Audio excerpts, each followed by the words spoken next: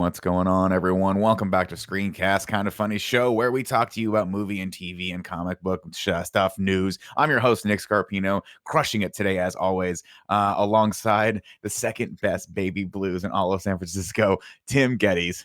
I thought you were going to say whoever the first person you were introducing was crushing it. No, it was you. No, you were crushing it on this beautiful Friday morning. I No, just it's went for a because little walk, Nick, and it Did you felt good. really? I walked around the block. I didn't mean to, Yeah. but Joey woke up and was like, hey, remember it's a street sweeping day, so move your car. Yeah. And so I had to park a little farther than I wanted, but I was like, I'm going to walk even farther. It's a nice day. There's a brisk little wind in the air. Enjoying it quite a bit. Tim, I have a question for you. Mm-hmm. Have you ever looked to see if there was an app that would help you know when street cleaning is happening? Because I feel like that's something simple that should exist. Well, it's never really. I haven't been. You got to fucked take too it many last times. week. Last week. That was the first ticket I got in. 100%. Correct. But you got Right. one. You know what I mean? Of course, that person talking is the big dog, Kevin Coelho. Kevin, please bark. Please bark for me. Okay, there it is. And then, of course, joining us in the fourth area, the fourth window over there, is the rootin' tootin' Texas Street Latino heat, clicking heads and ripping them to shreds, jumping on beds and making beds. Please welcome twitch.tv/Andy Cortez, Mr. Andy Cortez. I didn't realize. I clicked into this window a little too late and didn't realize how in need we were of a new overlay. Because this is old. This is like one of the first overlays I ever made. Sure, It's closer to 21.9 than it is to 16.9 for all of our windows. Yeah. Which is why there's no more room on his side. Oh, you know what? He's off too a little bit. Yeah. I had to set up Tim. I had to set up Tim's with no background, and it's black borders. So it was real tough to see there. It's that's something that we can absolutely address, maybe offline. But what I do want to talk about right now, though, are our amazing Patreon producers, Muhammad and Al, the Predator tribesmen, holding it down from wherever they are right now in the world. We love you very much, and if you guys want to be Patreon producers or just be a part of this show, remember, go over to patreon.com/kindoffunny. If you back us at the $5 or above level, you guys can write into the show, just like a few of you did, to talk about The Boys and some other properties that we're going to talk about. And of course, if you don't have that much bucks to give, but you want to give something, even $1 helps. We love you very much, and we're here for you. So if you want to support us, cool. If not, I get it. It's tough out there for a pimp. Of course, if you want some other stuff, go over to kindoffunny.com/store, where we have all of our merch listed, including one of the anime shirts, and I can't remember which one because I closed that stupid window for some reason. That's not the right. It's the one with more importantly, we bike. have the PS I Love You shirt's coming real soon, everybody. The Or bomber the jacket? bomber. The bomber, yeah. Oh, That's exciting. It's real soon, guys. I know we said that about 3 months ago, maybe at this point, but it is very, very close. So save accordingly, everybody. that's good. Mm-hmm. And of course, this show is brought to you by MeUndies and HelloFresh, but we'll get to that a little bit later. Gentlemen, a lot of news popping off these weeks. The first of which, actually, we're going to kick off right now, Kevin. Benedict Comberbatch joins Spider-Man 3. I should note, after the news, we're, of course, going to go into the season finale of The Boys, so stick around for that. Whew, ladies and gentlemen, this comes over from the HollywoodReporter.com. The move puts Cumberbatch in the mentor role that was previously occupied by Robert Downey Jr., who played Tony Stark, Iron Man in the Spider-Man Homecoming, and by Samuel L. Jackson in Spider-Man Far From Home, the latter reprising Nick Fury. The role gives Holland a chance to play opposite seasoned actors, giving Peter Parker a father figure, and gives the movie extra star power while tying them to the greater Marvel Cinematic Universe. Tim, we're going to you first. What are your thoughts on this? I don't buy it. I don't think it's as convenient and as easy as this all kind of seems like it's going to be. This is not going to be a Spider-Verse movie. It's just not happening.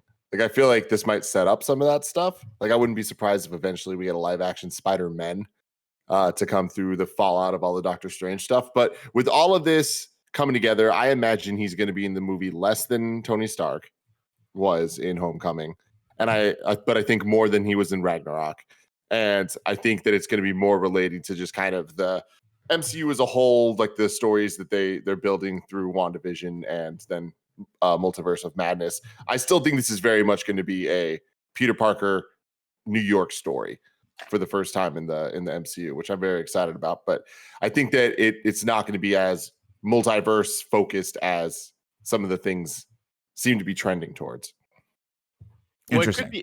it could be one of those things that does hint towards the future of it a lot more. Like if it's not going to lean into it heavily, I think it's sort of setting up the future and what it possibly could be. A lot of great tweets that came from this, by the way. Like those a lot of awesome tweets of, oh man, this is a great choice, great pick by Marvel because he played it in the last movie. Like a lot of people, because the tweet is worded very oddly, like Benedict Cumberbatch, he's going to be Doctor Strange in the Spider-Man movie. They're like, great choice Yeah. by Marvel to pick the guy who's been it in the past few movies. Yeah. I think it's awesome. I mean, I kind of agree with Tim. I don't think they're going to go full bore into multiverse quite yet. I think it's a little too. I mean, we did see some of it with Infinity War, like with just timeline jumping. I think the audience getting used to the idea of timeline jumping and multiverse jumping needs to be sort of set up correctly and not just immediately, because not enough people watched Into the Spider-Verse, right? Like we see the general public not really watching that movie as much as they watch MCU movies, which is why it didn't perform great at the box office. Which is really, really sad. But I think to explain that stuff to people who aren't super familiar with just the comics world and the amount of openness that they can have, you have to set it up in a very careful way, so that the audience isn't immediately kind of turned off by it. Because immediately multiverse can be a very kind of scary thing to, right now you're just used to superheroes fighting each other. And then now opening up all these other possibilities can be kind of daunting, I think, to like the general public who just is used to Robert Downey Jr. and the cute Tom Holland kid. Like that's all they're used to right now. So I hope they do it. I hope they do it correctly. Yeah. Yeah. I just think that when you add the facts of what they've been building and the fact that Sony and Marvel are making two separate series of movies with Spider-Man in them right now, and we don't know exactly how they're going to or aren't going to cross over into each other. I think it's clear we're seeing the Sinister Six being built, and I wouldn't be surprised if a couple movies later from now we get a Spider-Man movie that is essentially a Spider-Verse, but it's multiple Spider-Man versus the Sinister Six, and that'd be fucking cool as hell. That would be insane. That would be bananas. That'd be so badass, dude. I'm with Andy on this one, right? It's a complex thing, but a complex thing to sell to the audience, but I think they'll do it right, and they'll start seasoning it out if they want to broach that. Kevin, next news story coming to you, actually. All right. Unless you want to talk about it. Well, I was just going to say I'm worried about the MCU in general. I feel like a lot is happening, and like their whole plan has kind of been derailed with all this COVID stuff, and I really hope that whatever comes is good. Because all of this the Spider-Man Sony stuff is upsetting, and I hope we can weather through this and keep having good movies coming from them. That's all. What's the next news story? I agree, Kevin. Yeah, it is kind of really worrisome just knowing that we are losing kind of these key years of these actors' careers. Like obviously makeup and CG and all that stuff can make older actors look younger, but it really does bum me out that Tom Holland's going to be a decent amount older from when he was making a Spider-Man movie to when he was in Endgame, which obviously Endgame and all that stuff was recorded way earlier, several years before it even released. So it does kind of bum me out and worry me that we're losing kind of these actors' primes. I shouldn't say primes. It's not like they're athletes or whatever, but yeah, it's kind of worrisome. I think that they can make it work. I just worry more than anything that other storylines are going to affect what the overall plan and direction they're going with things, and also world events. Obviously, Chadwick Boseman dying, like that could radically change what their plans were. Or, I mean, we've seen actors change, but I don't know. I kind of feel like, with especially all the time they're having, I wonder if they're sitting down and trying to figure out a new plan, or they're still moving with. I guarantee they are. I guarantee they're shifting it every which way they can. But I think they'll figure it out. I have all faith. I hope so. Even if they have to cut things here and there occasionally or rework some stuff, I think they can make it work. And I think there is a light at the end of the tunnel. I'm actually going to skip a couple news stories ahead, guys, because you're talking about the multiverse, Tim, and I want to talk about the mystery verse. Did you see this story pop up? The Sherlock Holmes thing? Yeah, Sherlock Holmes. I mean, it's okay. Go for the news story first. This was just over on IG, and Sherlock Holmes speaking at Fast Company Innovation Festival earlier this week. Robert Downey Jr. and producer partner Susan Downey outlined their intentions to spin a mystery verse out of the third Sherlock Holmes film, which will be directed by Rocketman Homer Dexter Fletcher. In their minds, the new sequel would serve as an entry point into a new Holmes-inspired universe. Do we need this, Tim? Do we want this? Yes and no. That's going to solve the world's problems. Do we need a universe from this? Absolutely not. No. Do we need more Sherlock Holmes movies? Fuck yeah. Sure. Sherlock Holmes, the first one with Robert Downey Jr., is up there with Star Trek 2009 as one of my just, how the fuck is this that good? Like, this doesn't make sense. It's a property that I'm familiar with but don't care about. And then you watch it, you're just like, this is, like, Sherlock Holmes is probably one of my favorite movies of all time. Like, it is really so rad. It's a fun movie. I've never seen the sequel to this day because I know that one day we're going to do an in review for it, and that was supposed to be sooner than now, but because of all the Corona stuff, it keeps getting pushed. But yeah, I'm super excited about this. But the idea of it being a universe, especially with Robert Downey Jr., it's like, stop. That's not going to happen. This ain't going to happen. This is Did we learn nothing from the Dark Universe and how tragic started and ended? We don't need the mystery verse. Also, I think I tried watching that Enola Holmes movie on Netflix. I just couldn't get into it. Yeah, it was all right. Hey, I mean, there's always stuff they can do. The only issue I have with any Sherlock Holmes mystery verse spinoffs is the same issue I have with any like Batman show spinoffs that don't involve Batman. I'm like, it has to have Batman. It has to have Sherlock Holmes. If it doesn't have Sherlock Holmes, I don't know that it's that appealing for me. But who knows? Maybe it makes me really cool. It might have him. I think that the biggest issue, and this is the biggest issue I have with Sherlock Holmes 3, is that it's not Guy Ritchie directing it. And I think so much of what we like, or at least so much of what I like, is the action. Yeah, that Guy Ritchie has. And there's just something about his filmmaking that's so, like, you know, it does the... What? It's very frenetic. Very stylish. Yeah, very frenetic. It's quick and moving. And I kind of bummed out. I hope they can get there and kind of copy that style. I don't know that I want to see something new. And so, like, I don't think I want to see a series based off. Like, it's not like the world that I love, you know? Right. It's interesting because I think, if I'm not mistaken, in this article I talk about, the last Sherlock Holmes was made in, like, 10 years ago. Yeah, it was 2011. Yeah. Right? Isn't that crazy? Yeah, so it's like this coming... Man, the word "hot off the heels" of the second one does not exactly work in this. Did they say this that? context? No one would say that. They're actually quite the opposite, where everyone's like, "Wow, this is a long time coming. Do we need another Sherlock Holmes?" I'm in Tim's boat. Yeah, it's weird. It's weird though. It's not like Robert Downey Jr. was doing anything for the last. No, and they talk about that, right? Well, one of the reasons this article goes into of why there wasn't a third Sherlock Holmes was because his Iron Man schedule was just insane. I mean, he was in every freaking movie, and rightfully so. He deserved that. But this is what I'm saying, guys. Once Tom Holland ages out of the Spider-Man role in 55 years, he can go into the mystery verse, and it'll be good. He can be young. I love it. To middle-aged Sherlock Holmes. Andy, have you seen Sherlock Holmes? No. Oh man, no. I mean, it's going to be a good in review one day. It's a movie that I've seen several parts of. I remember, especially when I found out that Gavin Free worked on the slow mo, that I had to go watch it and just be like, "Oh shit, Gavin worked. That's really cool." But I've never fully watched the whole movie and understood, you know, the character dynamics and all that stuff. I'll put it up there with Batman Begins. It's very good. Interesting. And it's very good. Don't watch it because we're going to watch it in a review for the next 2 years. All right, moving on, everyone. This is a quick one. The Invincibile trailer dropped over at NYCC Comic-Con. Why did I say NYCC Comic-Con? I blew that whole thing. New York City Comic-Con, a bunch of trailers dropped, but this is one that we watched actually yesterday. So if you guys want to see our impressions on that, hey, go watch our reacts. I'm sure they're live right now. If not, Tim, when are the reacts going to go live? They're live. They're live, baby. Spoilers, it looks cool. But go watch that. We watched the whole trailer and kind of break it down a little bit and give our impressions on how we think the first season is going to go. So go over there. Next news story, Disney and Pixar's Soul streaming exclusively on Disney Plus starting on December 25th.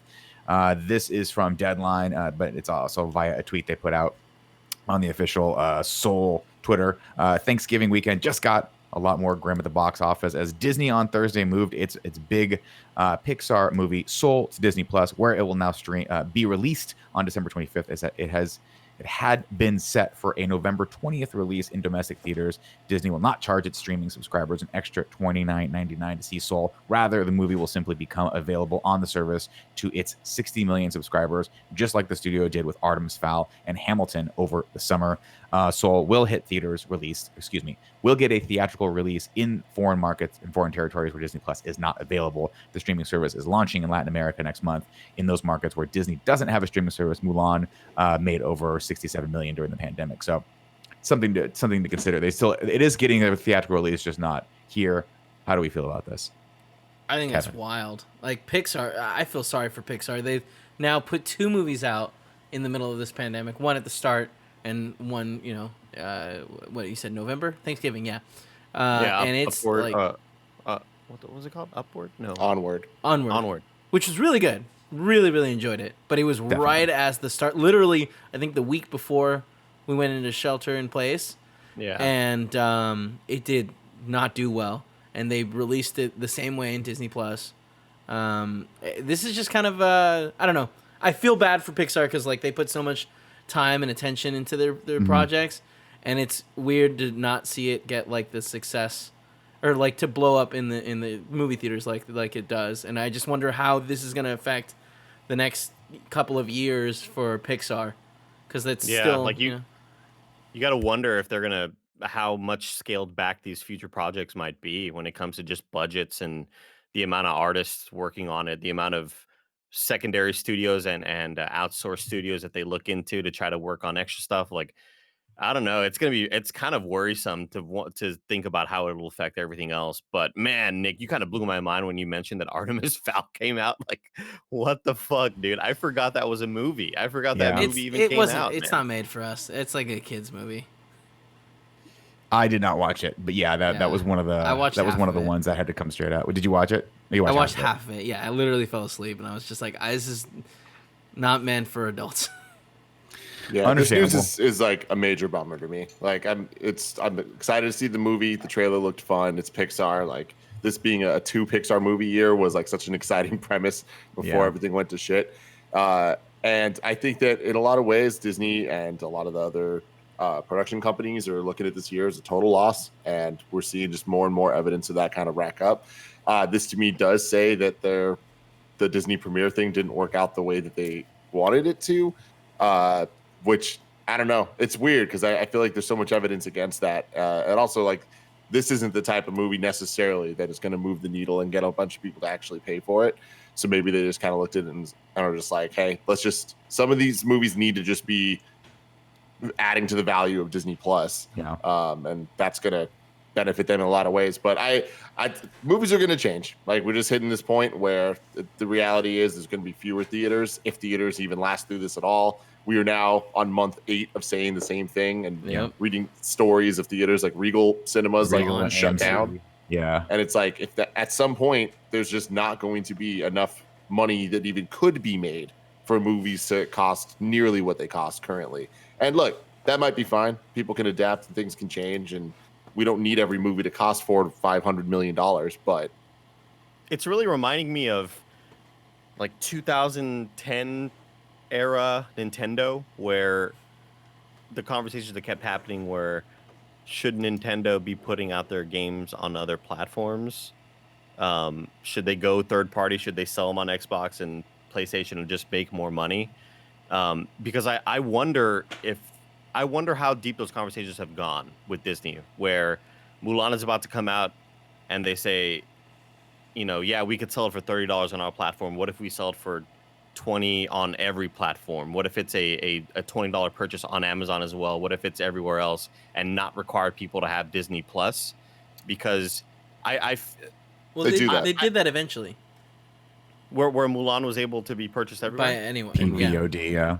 Got it, okay. Because I know that a lot of the early conversations were, oh, fuck, but I have to have Disney Plus as well? What a ripoff. Like, you're not telling me about this news and stuff. And I think it's totally fine that they are selling these movies at a raised price. But I think maybe, what if you sell it for $25 elsewhere and maybe it's $10 on Disney Plus or something? Like, a little bit more of a reason to get them in, or just free on Disney Plus. But yeah, that really it does suck to just see the sort of fallout of all this stuff and how it's going to affect the industry moving forward. Tim, going back to your earlier point about theaters, Air Barber writes in and says, "Hi all.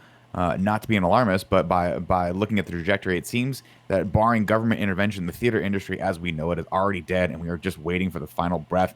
In an attempt to be optimistic, if this happens and studios buy abandoned theaters, could that potentially lead to cheaper tickets due to not needing to split the profits with the chains and also claiming all the profits on concessions? While I don't see these businesses going under, do you think it's possible there could be a silver lining in the future, making a trip to the movies more affordable and allow people to go more often?"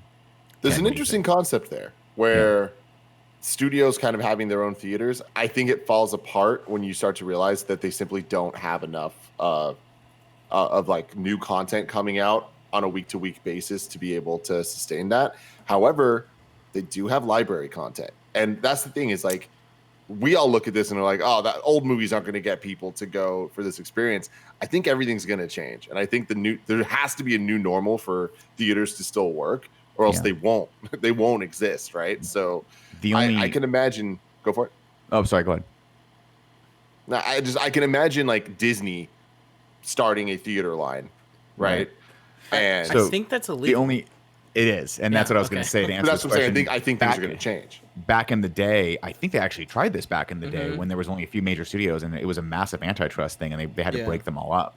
And Disney is already on the cusp of hitting that point. I think they were on the cusp of hitting that point before we even went into COVID. So the idea that Disney might control the entire distribution route from production to distribution is crazy to think of. But yeah, I think that would get them firmly into monopoly territory. Yeah, but it would be amazing though if there was a Disney theater and you could just go see movies for like $10. But my thing is, I think that, and again, a lot of this is just fucking who the hell knows if the world's ever going to change, get fixed or whatever. But just spitballing, I do think that there is a potential of a world where theaters don't exist at all, and this becomes more of a Disneyland type situation where they're creating an experience that they don't necessarily call a theater, but it is the idea of going to enjoy a movie on a big screen, you know? It's a heartbreaker. I think isn't there a Regal in downtown Disney? Didn't we go see Independence Day there?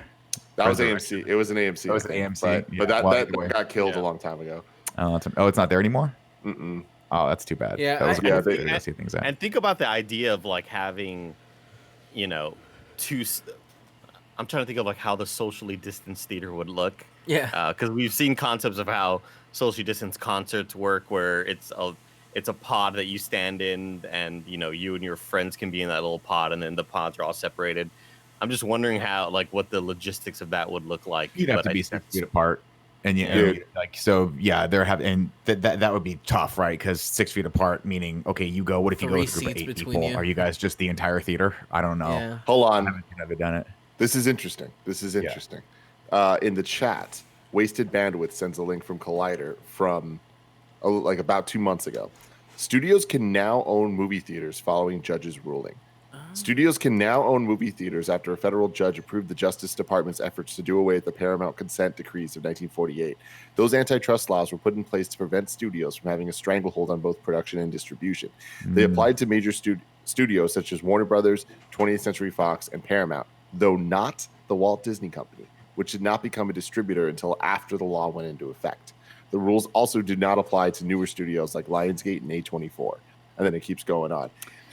It was also, by the way, weird. this was also during the time, if I'm not mistaken, where like people, like stars, used to just work for the studio. And they like lived. And now they're all free. Yeah, like Judy Garland. If you ever go watch the Judy Garland movie, which by the way is actually really good with Renee Zellweger. You like? They're just like I actually liked it. Yeah, it really bummed me out though. It's really depressing. Yeah, that was during a time when movie studios had just a stranglehold on everything from talent acquisition to writers, all of those things. It would be like, it just like was run like a company. So it is a different time, but I don't know. This is one of those instances where you have to think someone at Disney is thinking about that, right? Because they're like, everything's really, really, where there is unfortunately like economic depression, there also is opportunity. So maybe, I don't know. I mean, I love movie theaters personally, and I hope whatever they need to do to make them not die, I'm all for. But I could easily see that 5 to 10 years from now being like another massive antitrust lawsuit because we all let this happen, and then all of a sudden Disney just owns everything, which wouldn't be that bad. Tim, Speaking of good, well, I keep thinking about it. I'm like, well, they did make some good shit. Speaking of good news, you put this next story in the docket, and I can't wait to see your reaction to it, even though you know what's going on. Resident Evil reboot. Oh yeah, dude, let's go. How good is this for you? Honestly, with the original characters coming back. No, well, I mean, not coming back, there, like actually based on the games. Like that sounds great. I did not enjoy what I've seen of the Resident Evil movies that exist currently, and the main reason for that is they're not Resident Evil movies. They're just crazy, weird action horror movies. And I think that going into this, doing it the right way, has potential to be cool. But you know, Resident Evil has had so much shit, and so few of it has been good. So I don't know. It's one of those things where I'm excited to see it. I'm not like counting down the days. Well, I think it comes down to the vision of it, and I feel like Resident Evil started off as a franchise that it has this sort of weird trajectory in terms of this is a serious story with serious characters, even though it's all kind of like B movie acting, right? But then the movies got way more Fast and Furious in terms of just like action, where the games and the movies got a lot less serious and a lot more, I don't know.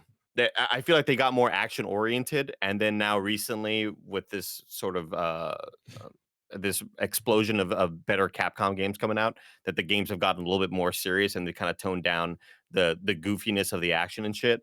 And I feel like the movies were just silly action the whole time, right? Like I feel like the movies the whole time were just goofy ass movie blockbusters. The first one. I think the first one was a little bit more intense, if I remember correctly. But then I remember like popping into Resident Evil about the 5 laser grid? Aftermath. Yeah, I mean but the beginning of that was like she wakes up and doesn't know where she's at, and it's kind of a mystery and it's kind of scary. But then I remember at one point popping into another one and she's fighting a giant monster on a roof, and like Ali Larder's still there, and I'm like, I don't know what the hell's going on. She's still there. I think she got cloned. Did she get cloned? I don't even know. And then it's like a post-apocalyptic landscape. Yeah, I like the virus got out. Because the movies were never super scary, right? They were. No, they're actually. We just had this conversation. We should. We did. Wait, what do you mean We've talked about Resident Evil like on the podcast. We should actually do an interview, like, especially now that like, I just would like to, because I feel like they're bad in the way that they're good for in review. That's the thing is like at some point maybe, but like they're worse than Transformers. That's a and bold there's more statement. of them, I think. Yeah, there are at least like 5 7. that I know of. Yeah. I think. It sounds like we're talking about like enemy armies, like they're worse. And But we more respect. Some of us respect them less than we do Transformers, right? I mean, they're not good. Like these movies are like infamously bad.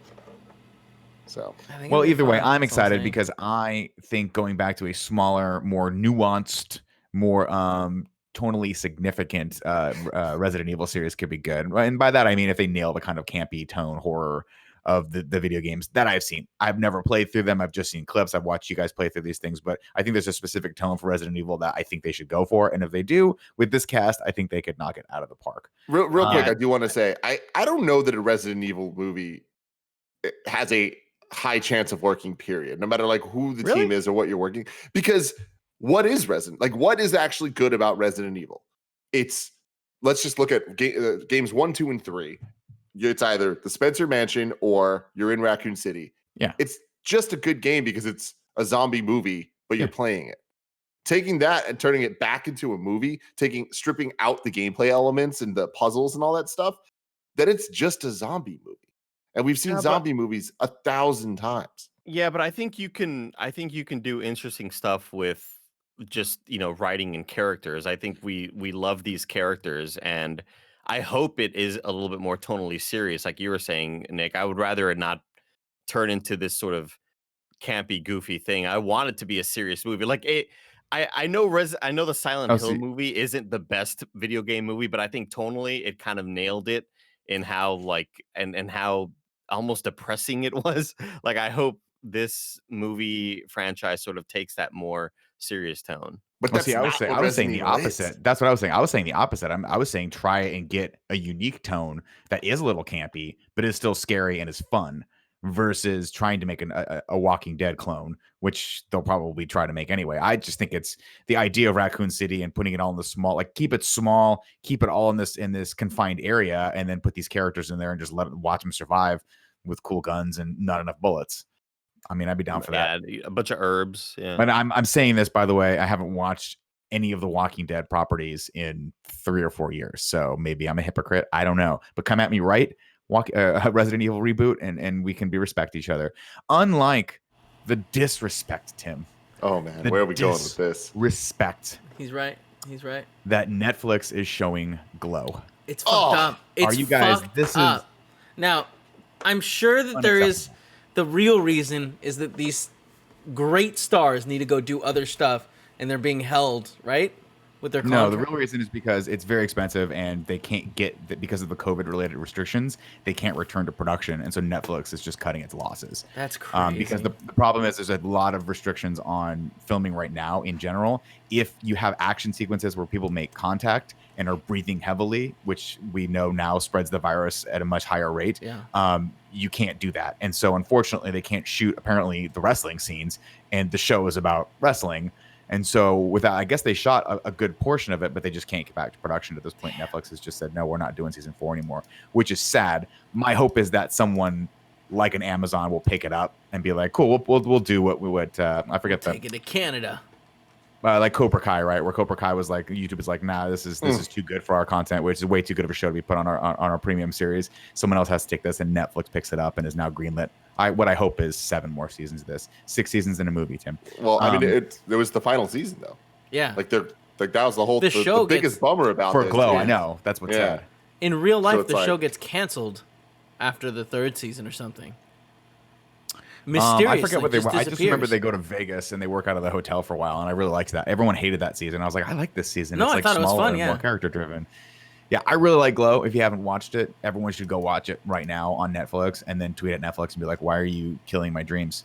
This show's great. It's got a great cast. It's got, it stars Alison Brie, Perry Gilpin, or not Perry Gilpin, I forget Betty Gilpin, excuse me, and Mark Maron. Come on, let's go. Let's go. Bring it back. Go for it, Kevin. What were you gonna say? Oh, I was gonna say. I mean, like, isn't this like it's like COVID reasons that they're stopping this, right? So it's not like we can bully them back into. What were you gonna say? I thought you were gonna say that. Like, it sounds like Netflix has a Tim Gettys over there. No, Tim, I don't like this. I don't like this joke. I think you like never being the liked Terminator, it. Tim. You're perpetuating this. The Tim. Timinator. I think you are. You like the Timinator.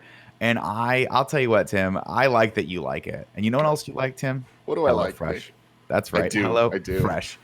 Crushing the good, segue game today, ladies and gentlemen. Get fresh, pre-measured ingredients and mouth-watering seasonal recipes delivered right to your door with HelloFresh, America's #1 meal kit. HelloFresh lets you skip those trips to the grocery store and makes home cooking easy, fun, and affordable.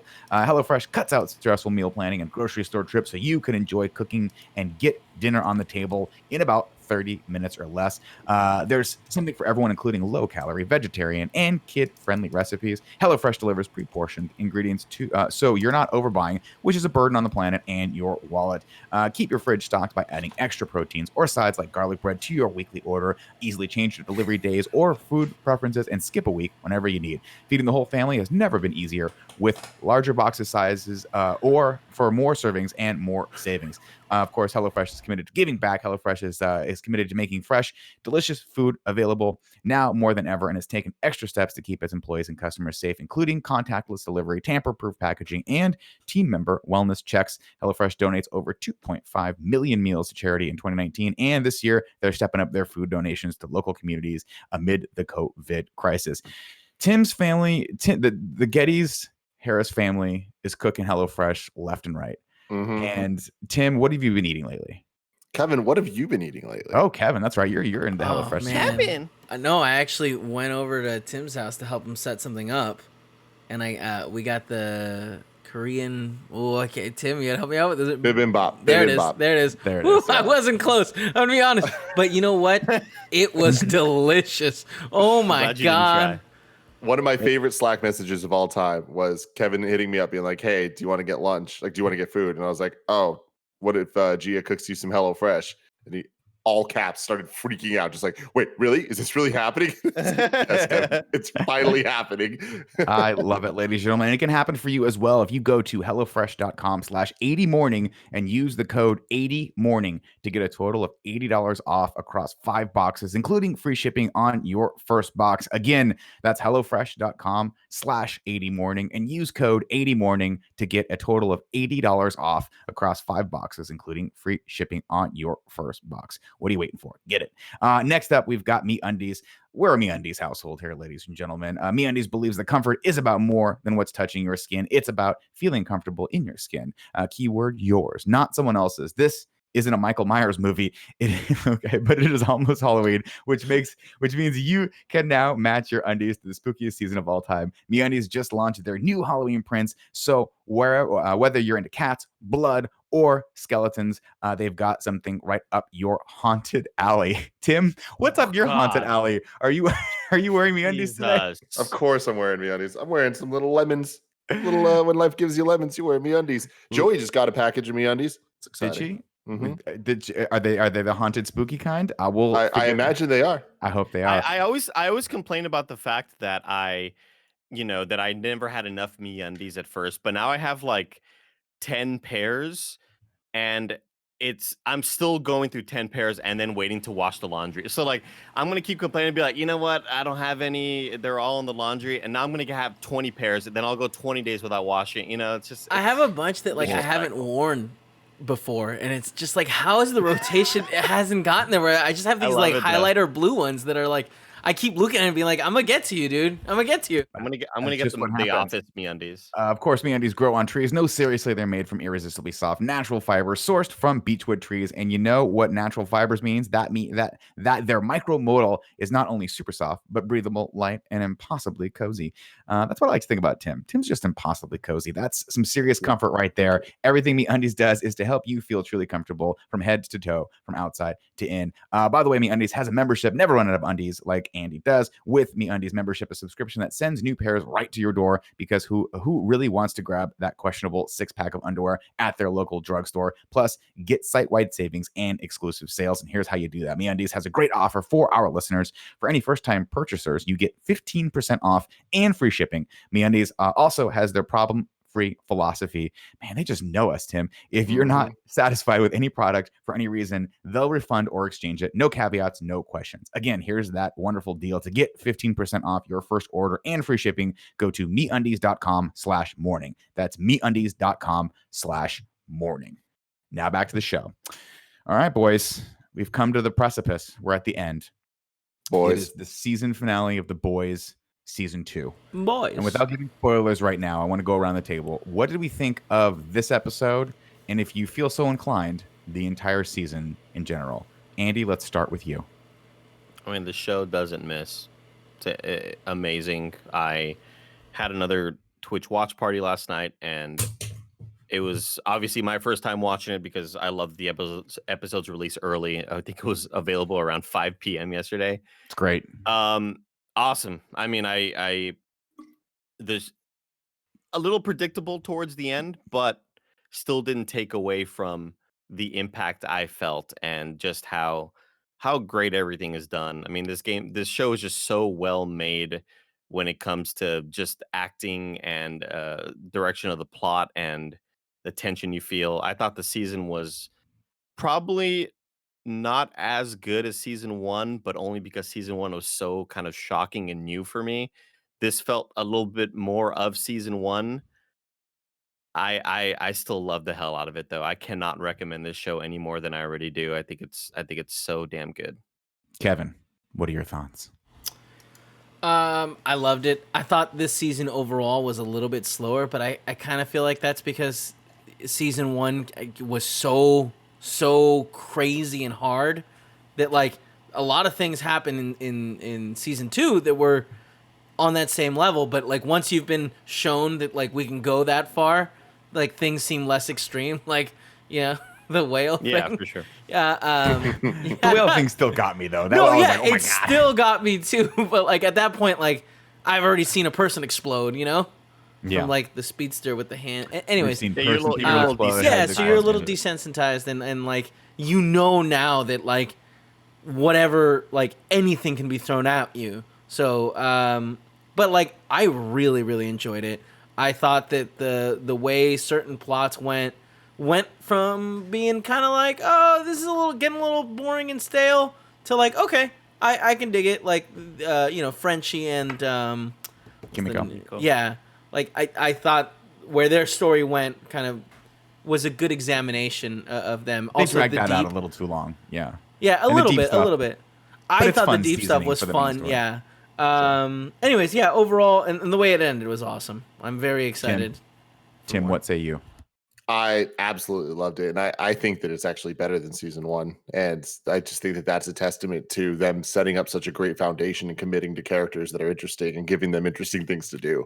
Like, this was a slower season, but I think that they used every moment. And we've said this like every time we've done a review of these episodes, that like they don't drag. Like, things are constantly happening. And there's some plot lines that aren't as like thrilling and engaging, but it's never like, oh, I hate this. It's always like, you're always excited to see the next thing that's happening. A couple choices were made that I'm sure we'll get into spoilers that I'm not totally thrilled by, but I'm not making the show. I trust them. Like, this is just one of those situations where of the rare times when it comes to superhero type things or TV shows where I'm just like, the reason I enjoy it so much is I don't know what's coming. So any single time a big moment happens, I'm like, I have no idea where they're going to go from here. And like where this one ends, I'm like, man, I got some shit to think about. And no matter what I come up with, it's not going to be what ends up happening. Like they're smarter than us, and it's really, really cool to see. All right, Kevin, put the spoiler hat on, please. Andy, put your spoiler sunglasses on too. Wow.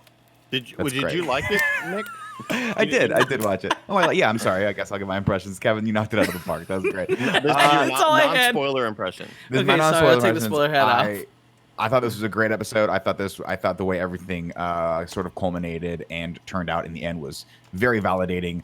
Yes, to Tim or Andy, to your earlier point, one of you guys made a point. It was a little predictable, but I think it's predictable because a lot of the elements are so well set up, and you just kind of hope they end that way. But I do think there were moments in this with the characters where you weren't sure what they were going to do, specifically with Butcher's character, and I thought those were some of the best moments in the whole in the whole season altogether. Specifically, sort of at the end there, Butcher has a moment where he picks up a crowbar, and you're like, what's he gonna do right now? And then of course that scene veers to the left and goes kind of crazy. But I mean, the show is so good at giving you what you want, but also surprising you with a different direction to go in for some of these scenes. And again, we've talked about this, we've lamented on this so many times, but the action is good. The character development is better. It's the best that I've seen in a show in a very long time, and I think that's why it's strong. And I think this season ends on just enough of a cliffhanger, to Tim's point, to be like, where are we going to go next? Because I'm excited. I'm excited where the characters end. I'm excited how they set up season 3. We know we're getting a season 3. We have some details about that and some characters that we can go over after this that are going to come back or be introduced, rather. It's all very exciting stuff. Kevin, please put the spoiler hat back on. Really, really quick. We're getting a raid right now. Sorry to all the viewers from Shannon's stream. We are talking about The Boys. Those are our non-spoiler impressions. We're going to talk about the season 2 finale right now. Full spoilers, so please leave if you came from the raid. How crazy is it that Huey dies? It's crazy, right? Shut up. It doesn't happen, or maybe it does. That's true. Watch The Boys to find out. That's not true. Messing with you. Well, we are going into spoilers right now. So yeah, to Andy's point, if you guys do not want all of season 2 spoiled for The Boys, just mute it. You guys can keep watching us because we're fun. We're animated. Yeah, we wear hats sometimes. Mute the audio. Guys, this episode starts off in an interesting dilemma. Obviously, things are ramping up, and we start off where one of the president's aides and his cabinet is basically like, listen, Vought's winning. The president has made it legal for Compound V to be spread to everyone. The super army is being started, and we don't know who blew this person's head up, so we're just going to put Compound V on the streets, and that seems like a horrible solution, but they're going with that. I love it, though, because like one of the complaints that I had early in the season was that they kind of gave up on the Compound V plot line. Like, that thing was exposed, and then it kind of just felt like that didn't have any real ramifications. And I think I don't like everything that's happened with the Trump administration. Yeah, like, exactly. Like a huge story breaks, and the next day it's like, he said Kofifi or whatever. Anyway, Kofifi. But yeah, having Edgar's character be in the show as much as he is, which is like I think just the perfect sprinkles, because every time he comes in, it shakes things up in the right way, and he's fantastic. But I think that the way that the plot of the Compound V, like when you look at any individual plot line from this season, it kind of just feels like it's not that great. But how they all weave together, I think, is so powerful. Of having the Compound V storyline going on while the deep storyline, the church storyline's happening, and having it all kind of come to this moment where when the church guy's head blows up, it was like, holy shit. Because last week the episode ends and I was like, well, obviously it's the girl blowing things up. And Andy, you're like, I don't think so. I think it's the church. I love that it wasn't either.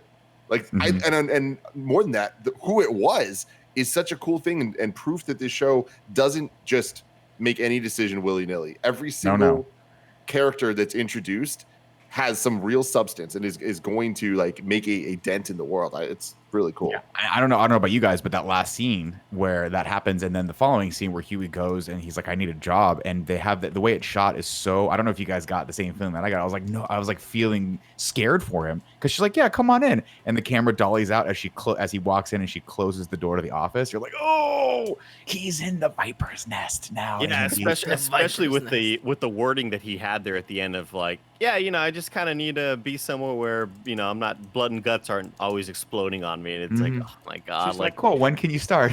Yeah, like it's such a perfect setup for the next season. But I love that even now we don't really know where they're going. And based off of what people have said, I didn't read the comics, and I keep telling people that are in the chat room, like, don't talk about what the comics do. I don't want to be possibly spoiled. I know they're veering off. It's a very sort of Game of Thrones situation where they are kind of pulling stuff from the source material, but also changing a majority of things. But even now, I couldn't tell you what the fuck's gonna happen next season. They veered off a long time ago from the comics. It's like very different.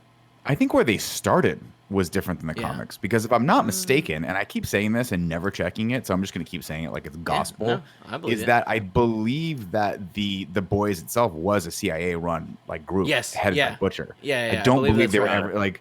That was why when I started watching this, I was so shocked. Yep, where it didn't make sense. That he was like sort of running his own little like underground sort of like resistance group. Whereas now I think where this is ending off is where the comics would have started, which is that they are this group sanctioned by the government, which is cool. And obviously the show puts a nice fun twist on it with this new character, the Congressman Newman, who is then going to be in charge of this group. But she's also one of the worst villains out there, potentially. We don't really know what her ulterior motives are. Maybe she's trying to even the score, or maybe she's just going for world domination. We don't know.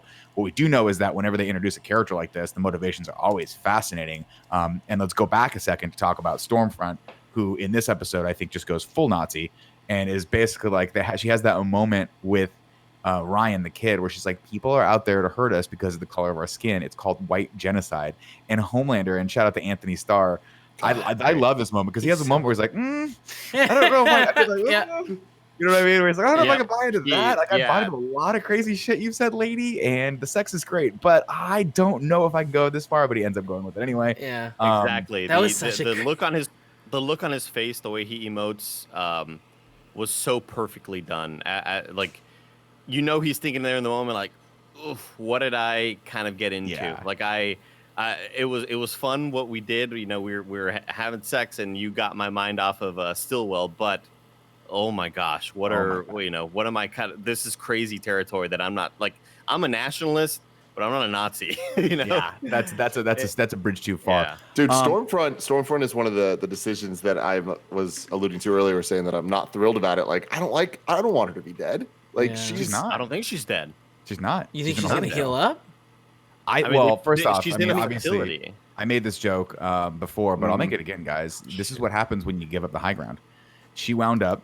She straight up Anakin did. Yeah, she did. Yeah. But guess what happened to Vader when he came back? He came back with some robot arms and robot hands, and he was better than ever. He couldn't do electric.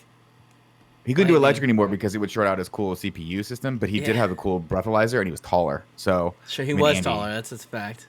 You can't do electricity out of your hands or feet, but you're a solid foot taller. I give that up. Wait, so she was at the facility? Or they have one throwaway line where he's like, maybe it was a lie. I assumed. She looked like she was my dying. read on it was that she was dead and Yeah. that they were trying to cover it. But Yeah. I don't think we ever saw her die though, because remember And he she goes to does her and he's looking at her recover. and she's like saying Speaking jarbled German. German stuff. Yeah. But I don't like we see Becca die, we see her take her last breath, but he gets interrupted because he stands up and like Butcher's there and the kid's there. And by the way, this scene's beautifully shot because there's a moment where he stands up and he goes, "Ryan, come to me," and Ryan starts walking, and then the camera pans over and he walks over to Butcher, and Carl Urban just fucking nails the He looks so cool. just nails the look to him. Like, you lost. This kid's like, you lost. The kid's good now. I might die, but who cares? And then of course that's the culmination of Maeve's story, which I thought Maeve's story was kind of had some ups and downs as far as like it kind of distracting from the overall plot, but the way it culminates here at the end with the plane footage and stuff, I was like, yeah, you know what? Yeah, fuck yeah, because she had that great moment prior to this, the girls do get it done moment, which I think might be the most hype moment in the whole show. And Frenchie's like, girls do get it done, which is great, right? I thought she had a great moment, and I think one of the strong suits of the show is that we had a great physical moment where it's very validating with all these women kicking the shit out of Stormfront. And then we get an even more validating moment where Maeve's like, hey, Homelander, I finally outsmarted you. I finally can get you away from me and have you stop tormenting me mentally. And I thought that was great for her story. I'm very interested to see where they go with that. I do want to dial it back real quick and talk and ask you guys about one more scene, though, before we keep moving on to our thought process here. The scene between Carl Urban and Giancarlo Esposito in the restaurant. How do you guys feel about this? Tim. I need to be sort of reminded about it. I need to be. So Butcher makes a deal with Stan Edgar, and they sit down together. This is the first time they share a scene. This is where he makes the deal that he sells would out give up. super He would kid. give up the kid, Ryan. Which he's not going to do. But Stan Edgar has Esposito's so fucking good. But they're both so good at being. But Butcher had. But I mean, Carl Urban nails his character, right? Yeah. He nails that like. Let's have a liberal use of the word cunt. Like, he has all of these moments where he's just gonna throw that out there, and that's his character. But the Stan Edgar character, he's so good. Giancarlo Esposito is so good at playing that like, I'm never gonna show you my hand. You're never gonna see my cards character. It starts off with him saying like, can you have the chef fire up some of those Gruyere puffs for us? And I'm like, I want some of those. And then it's just business. Well, it's all just business. There's a moment where they're serving him water or tea or something. And Butcher starts talking about the kid, and he looks over at the waiter, and my first thought is like, oh shit, is he gonna have that waiter killed? Because like, oh maybe, yeah, it's supposed to be like a big secret, and like the look that he gave to me, I was like, oh, that waiter's fucked, and it's just like there's power in that. There was that quick moment of the lime being squeezed into the water, I guess, and it really reminded me of the cherry tomato in Denethor's mouth in Lord of the Rings, where he bites into it, like just kind of like a kind of scary, visceral moment. Yeah, but I do love Carl Urban going like, look, you've got snipers up the buildings, and he's like, yeah, several. I've got several looking. She's like, all right, well let's skip the fucking what did he say? Let's skip the appetizers. Yeah. It's so great.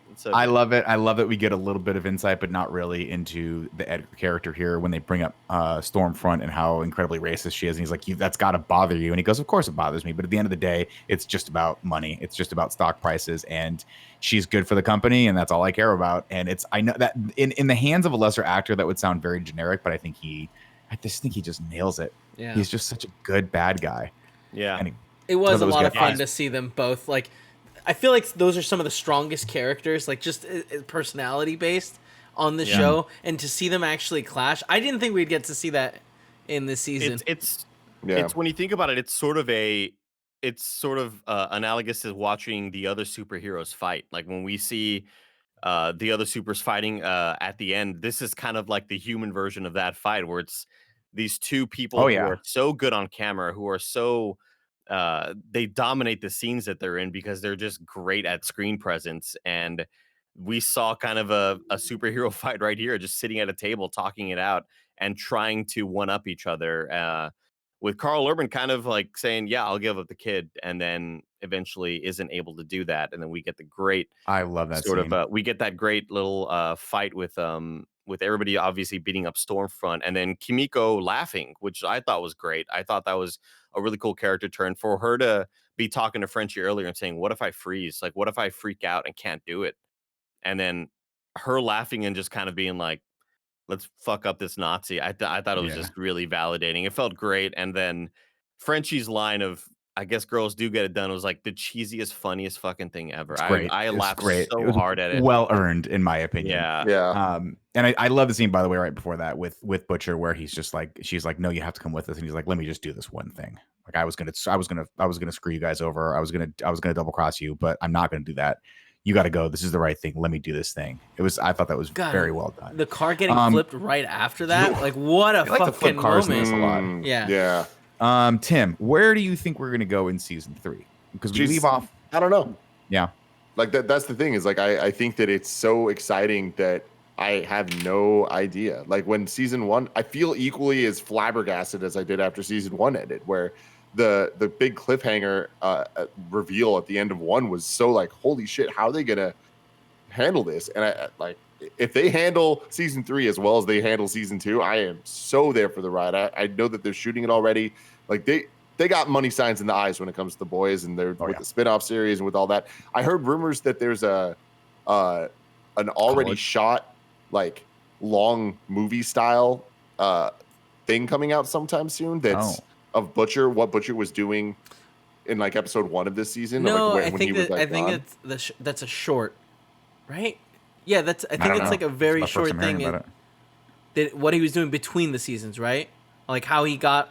Or he was missing, when he had kind of pieced out. Oh, I see. Or whatever. I think that's out, and it's a short. It's not like long. Oh, really? Yeah. Just to quickly go over some of the details we do know. This is an older article from Screen Rant. The story of The Boys season 3 will be better understood after season 2 finale, but there is one detail that is already public knowledge, and the previously announced Jensen Ackles will play Soldier Boy in the Boys season 3, which I believe is from the comics. Soldier Boy is the original Soup in the comics.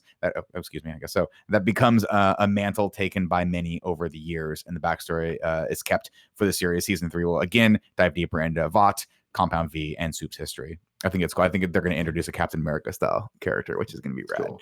It was a 5-minute short. Yeah. The Butcher thing. Oh yeah, it's not available it's now. Not that great.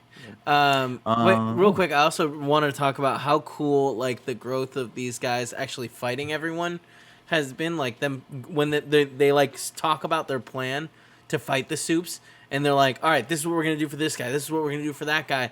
It just like it seems like they've come so far from like when they had Translucent and didn't understand how to like hurt him. Mm-hmm. Yeah, and that's I mean, well, they also have like 3 Soups working with them now too, which helps. Yeah. It helps when you got Maeve.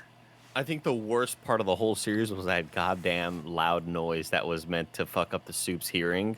Mm-hmm. Really? That was that's when you're watching it with headphones. I couldn't believe how like it felt like a Christopher Nolan style mix where it was the loudest frequency in the middle of your brain hit. Like it was awful to Moose hated it. Like he like couldn't fucking deal with that shit. So, yeah. It was really tough. But I really I don't want to brush over the scene of sort of Butcher kind of leading everybody towards the little cabin house, because Homelander gets there, and so do these FBI agents or whoever the fuck they are. No, they're Vought agents. So they're security. Yeah, and they're all looking for Butcher, and they're all kind of just immediately pitted against each other because the Vought agents are like, "Where's Butcher at?" And then Homelander goes, "Did you say Butcher?" How terrifying is that when he walks in? He's like, he's like very calm, and you're like, "Oh no!" And then he just lays his dude in half, and he's like, "Where's my son?" And that's why I love the writing of this show. Because if you'd shown that group fighting Butcher and Huey, I'd be like, oh, we have to kill them. They got to get decimated. But in there, you actually feel for them. You're like, oh, God, I'm scared for these poor guys. Yeah. They're just there doing their job, Tim. They're hourly workers. They're trying to get their healthcare benefits. With Homelander walking out with all the blood in his face, I just think he was emoting so perfectly. Yeah. Like he does such a great job of showing his anger and trying to hold it in and not just absolutely freak the hell out. I thought we got that really cool moment of Homelander with Ryan at the little food court or wherever they were at. Planet Vought, which is a great pull. I love that. Yeah, just having all these fans walking up and the kid freaking out and not being used to being around a lot of people, I thought was really neat. And I like that because it plays in. Go ahead, sorry. I was going to say, and just fast forwarding towards the end where I said, a little bit predictable. Like I think we all knew Ryan was going to kill Stormfront. I think we all kind of saw that coming, where she has the hand on Mom's throat, and it's like, even I was yelling at the screen like, all right, fucking laser her down. But even though it was predictable, it still hit great. Like, I think that moment is still great. And then to have Becca laying on the ground, it's not his fault. Please, he's good. He's good.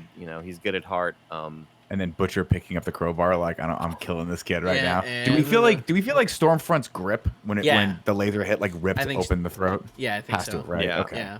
Which is I was not expecting Becca to die in this for sure. And that last scene where Butcher's like gives him that what I think honestly, Tim, was the advice you gave me when we left IGN, which I think is the best advice you could ever give someone, which is don't be a see you next Tuesday. Exactly. I thought that scene was time. great. All right. Yeah, I didn't say it that time, yeah. Kevin. I said it the first time. I was like, it didn't feel right. This is a PG-13 episode. I wasn't. I wasn't. One thing that kind of threw me off was I didn't love Butcher getting mad at the kid and having that crowbar moment because it's sort of immediate. Because he immediately turns back when Homelander arrives, and I feel like that was a little too convenient. It's a momentary flash of anger because the love of his life just died because of this kid. But I do think it shows his character because he was like, "What's that?" You don't think he saw Homelander? I thought the whole thing was going to kill the kid. I think he looked at the kid, picked up the crowbar, and was like, "I'm going to beat this fucking kid's head in." And then Homelander lands, and then we have that scene where it cut the way the way the scene is shot, if I remember it correctly, is that like he's staring at the kid with the crowbar, and then Homelander comes from the sky and lands, and then his attention changes over to him, and it's not until the kid walks to him that he realizes, oh, I have to protect this kid. This is my job. Because imagine the kid like walking up to him and he's just like, I got to do a guy. Just crowbar. I don't know. I just thought it was all really, really well done towards the end with Homelander kind of showing his feelings and being like, this kid's worth you fucking getting exploded and lasered down. All right, here we go. And then Maeve comes in to save the day with sort of that awesome blackmail moment. And then Anthony Starr acting and speaking in that press conference and just trying to hide and totally just lying through his teeth. Another moment of great emoting. Starlight, she saved the day and, blah, blah, blah. And I just think he's just so fucking good. I can't believe how good of an actor he is. Let's talk about the last time we see Homelander in this series so far is he's standing on the roof of a tall building, pantsless, jerking off all over the city, it's beating it. It's funny because there was an article saying that like there was one scene they couldn't do the first season, and it was that scene, him on top of the Empire State Building or maybe the Statue of Liberty jerking off. So they did it this time.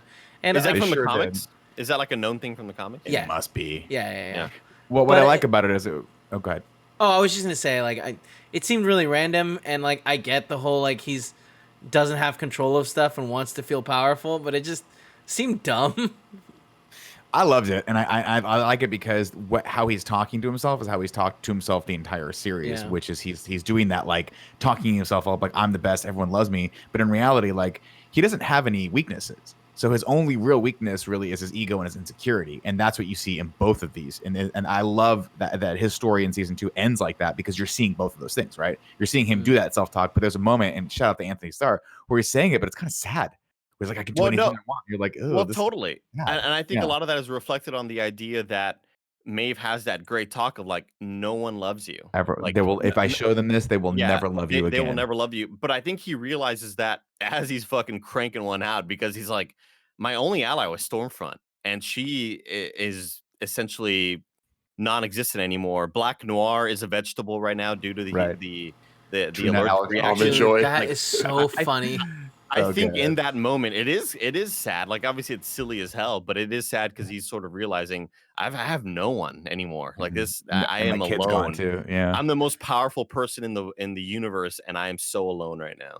Yeah, not only that, but the show works so well at taking topical things and just making it feel like this show somehow predicted the future in some ways of what it was made. It's like it just feels too perfect, like too well done, and like I just love the commitment to costumes and like seeing like the scene of him with the kid in the food court, like how ridiculous he looks in that costume, but he's always in the costume because that's who he is.